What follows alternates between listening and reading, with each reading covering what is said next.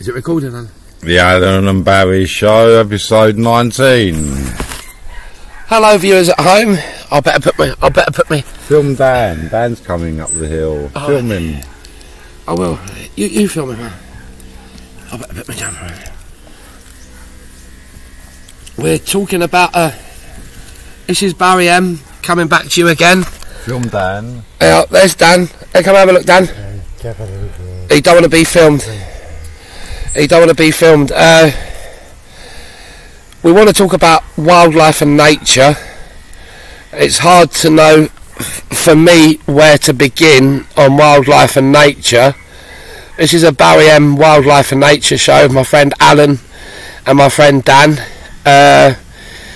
We were talking about nature. Well, Dan said something. For example, look, give me a chance.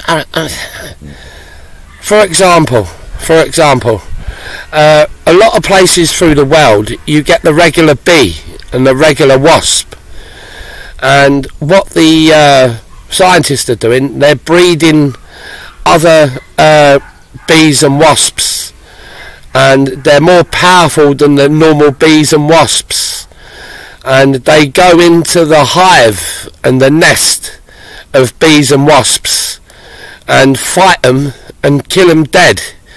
And that is what breeders have done to the bees and wasps.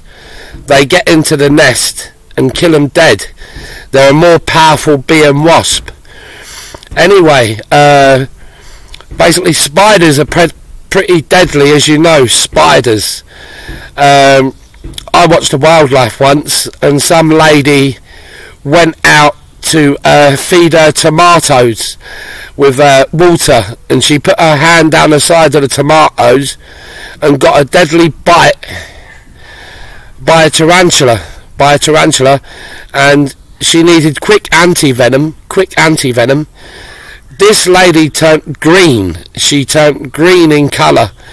The lady did survive it, but it took a long time to get over the sting of the spider, and she went out to tend to her tomatoes and got stung by a very deadly spider, and she turned green. She needed quick anti-venom. She got it, and the lady actually survived it, and that was from a deadly spider.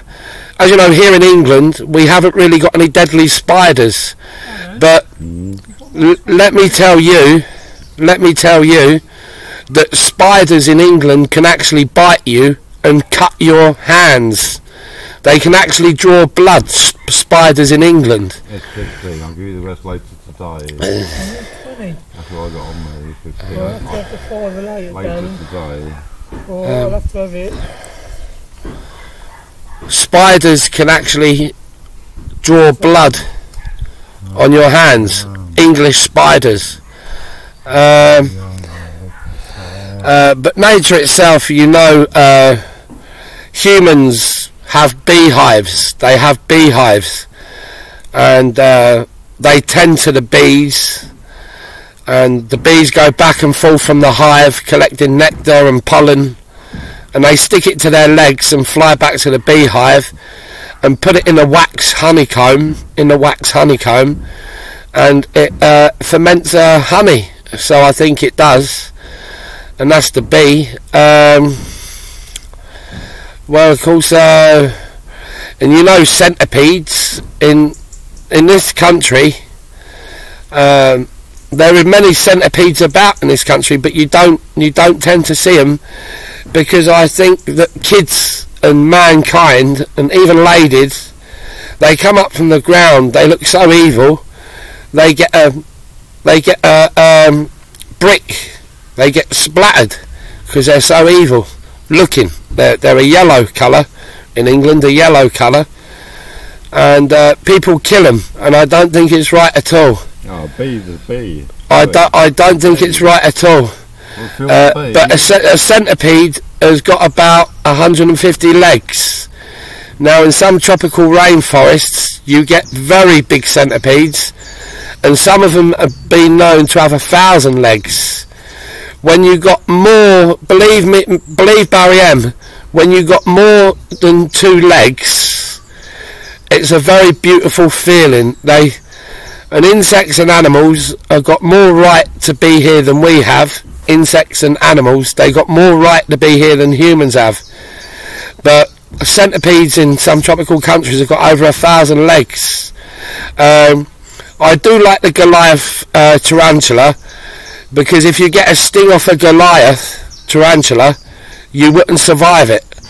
But then you got some of the Australian bird-eating spiders, and they hunt on the ground. They wait for the birds to come down, and they get the birds, and they make them into a nutritious soup. They eat them like this, and they go into a bowl, and it's like a nutritious soup for a spider.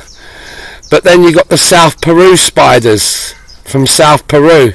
Video can't be too long. They're pretty deadly. The video can't be too long. There's a kind of a wildlife show from Barry M and Alan and my friend Dan. Thank you for listening, viewers.